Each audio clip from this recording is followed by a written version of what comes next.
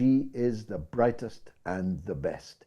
And she's just finished her new book on her former husband, Muhammad Ali. How lucky are we, Dr. Ali, to see you here again, this time on the mother of all talk shows. It is simply wonderful to see you, resplendent as ever. Tell us, first of all, about the book. What's it called? Where can we get it? And what period does it cover? Well, it's good to see you, Mr. Galloway. You are amazing. You still look very dashing as usual. You aged beautifully. You're so handsome with the little peach fuzz. That's nice. That's a good look. Before you had nothing but on your face. You was clean, smooth, and now you look a little mature gentleman now. Yeah, that's right. So I'm getting older, It's good to Doctor. see you again. You look good. You look good, Mr. Galloway. You look great. I love your topics, your shows. You're amazing. Thank you. If Muhammad Ali was here, he would say, man, you trying to be prettier than me? That could never happen, so and neither as eloquent as he. I mean, you were married to one of the most handsome and eloquent men, and if you put those two things together, the most handsome, eloquent man ever to walk God's earth. That's really something. Yeah, I like the pretty boys. I like the pretty boys. But this is the thing. It took a long time for me to finally put the book together. It took a lot of pain, a lot of hurt, things I had to heal. That's why I didn't do it before during his period, because divorce is never a nice thing. It's not a good thing. It's something that's very unexpected. I wanted to be married to him for the rest of my life, but things change, and I understand that. And it took a lot of time. The only thing about it is that during our divorce, I decided to just be friends and forgive each other for whatever we've done to each other. That was very hard to get over. But I decided, I said, look, man, we need to stay friends. We have beautiful children. We're going to stay friends no matter what. And so we did. He accepted that and said, yes, we're going to stay friends. You better be careful because we might fall in love again. I said, no. It's what it is. It's going to be okay. We have our 4 children. So it was a beautiful time with us because it was around his career. I was there for him in his hard, trying times. And it was just a beautiful relationship. It was a Cinderella story. I've been exposed to so many people and so much wisdom. And it's because of our friendship and our bondage that we had together that nobody will ever be able to understand. This is why the book is going to be covering the struggles that we went through together as a family. They say that Muhammad Ali suffered and he went through this and he went through that, but he didn't do it alone. He was with us. So he had a family going through it with him. So I can say that I was happy to go through it with him, to be very supportive of him. And we're going to keep the Ali legacy going because we made that legacy together as a family. And no matter what anybody says, I don't know. Yeah, you're going to say something? I was going to ask, when you first met him, did it remotely occur to you that Muhammad Ali would become the most famous person on the earth? Were you aware of how big a personality he was going to be? Well, I saw that, and he didn't see the big part of it. I saw a man that had potential. I saw a young man who had a lot of talent, and in order for him to survive this talent, being with my religion and supporting him in that religion, I knew it'll make him bigger than what he even dreamed he would be. Yes, he had talent, but the controversial part is to where we came in at. He is an expert when it comes to boxing. He had a certain style that nobody had. But I saw that potential blooming into something bigger. And I mean world bigger. He didn't see what I saw. He see what he saw as being a great champion. But I saw something bigger of him being a humanitarian, a person who would influence others. And that's what I focused on. And see, a lot of people come to me and ask me, what is it like being married to this great Muhammad Ali? Well, you have to understand, he wasn't always that great the way he is now. He wasn't that great then. He had to grow into that. That took time. That took struggle. That took sacrifice. All of that came before what you see now today. So I was with him in a different caliber. He was a talented person. He was a, very talkative, like you said, the Louisville Lip. But when he came with me, he had more to talk about other than just boxing. And that's why I stuck with the guy, you know what I mean? So, I do, of course, know what you mean. I made the point earlier, he had some very, very tough opponents. George Foreman was a very tough guy. Joe Frazier was a very tough guy. He fought and beat. Sonny Liston was a very tough guy.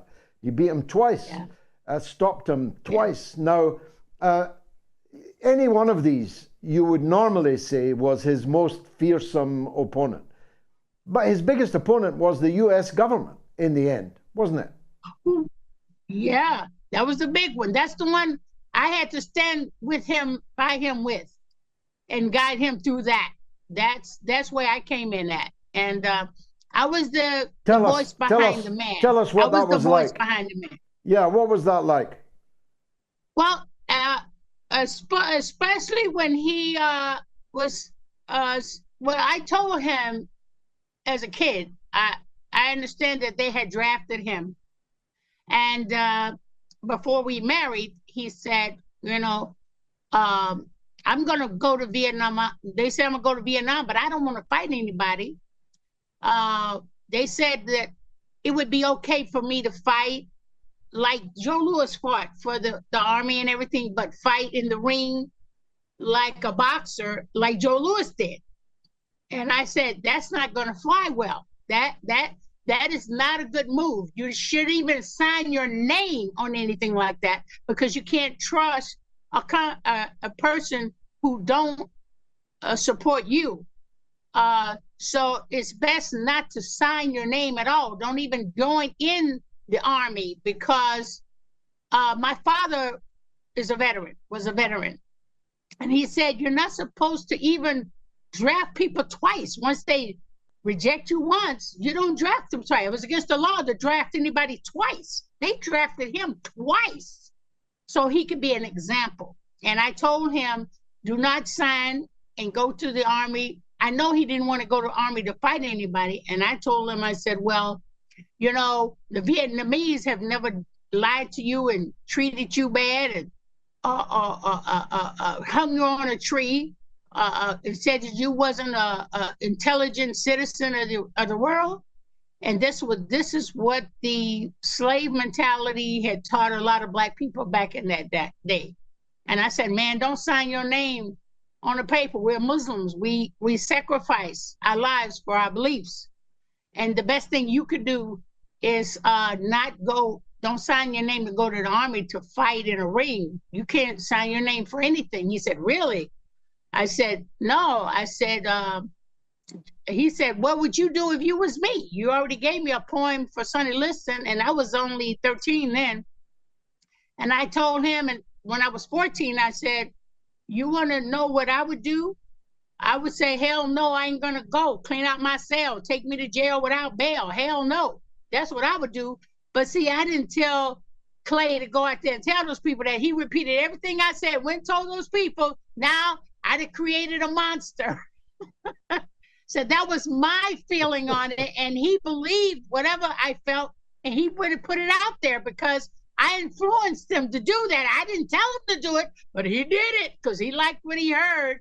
And that's when it started a big controversy. A lot of people don't know that about him and I.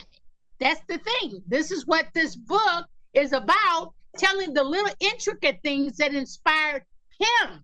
I was the one that inspired him to do things, and that's what he liked about me. I inspired him. You gave him some of his best lines, and you've just quoted one of them there. Hell no, I won't go. That was me altogether.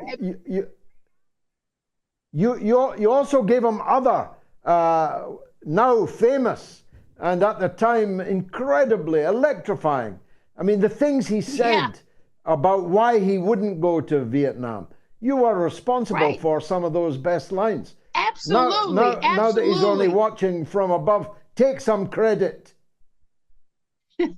Yeah, but when I look at me supporting him all these years, I looked at us as a team. Whatever I said, he would say. I was very influential for him.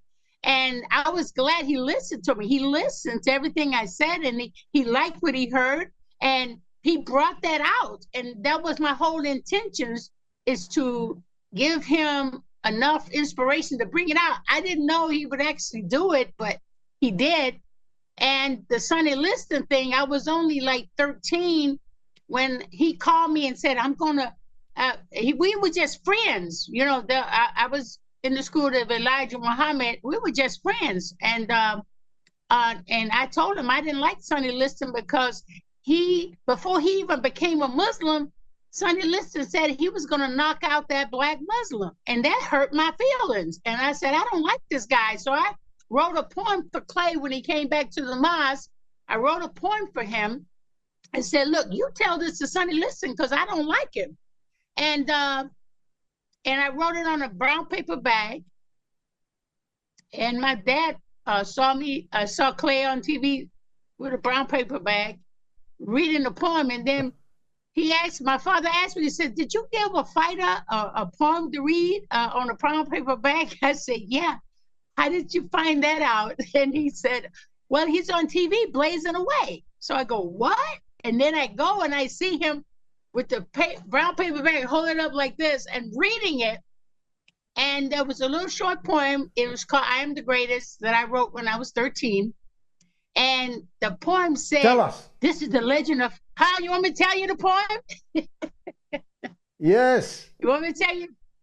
This is the legend of Cassius Clay, the most beautiful fighter in the world today. This fist fights great. He's got speed and endurance. But if you're trying to sign to fight him, increase your insurance. This kid's got a left. This kid's got a right. Look at the kid carry the fight. Oh, the crowd is getting frantic. There's not enough room. There Ali lowers the boom. That was the upgrade. Who would have thought when they came to the fight, they see a spook satellite? No one would dream when they put down their money, they see a total eclipse of the sunny. There he is. That was he made my point famous. I thank him for that. That is absolutely brilliant. Dr. Ali, how can people get the book? Can we pre-order it? Oh, you can go on Amazon. Yeah, you can go on Amazon. I have a website that's getting ready to go up now, and it's not up yet. It's called Mama Ali Speaks. No, Mama Ali at .net. MamaAli.net. MamaAli.net. .net. It should be up in about a month. But you can go to Amazon and buy Undefeated on Amazon. But it says Undefeated, not the other one. It says Undefeated. So fantastic talking to you, as always. I could talk to you George, all night, but yeah. Yeah. Yes. You know what, George, is another thing for me is to make women aware because women do so much for their men and guide them, and they should stick with them and support them. Don't run away. Just try to stick in there and try to support your man. Men are beautiful factors. They make a lot of mistakes. Of course, we all do. But forgiveness is very important. You have to forgive and try to be friends when you divorce, because it's just good for you. It's good for your soul. You have to forgive people. Amen.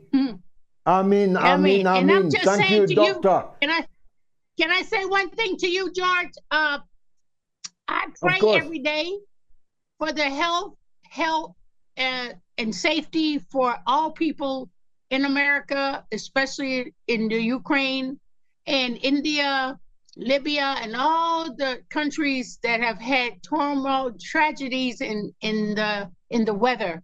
And we are praying for everybody in the world for peace and guidance, and try to get closer to your Creator. That's most important.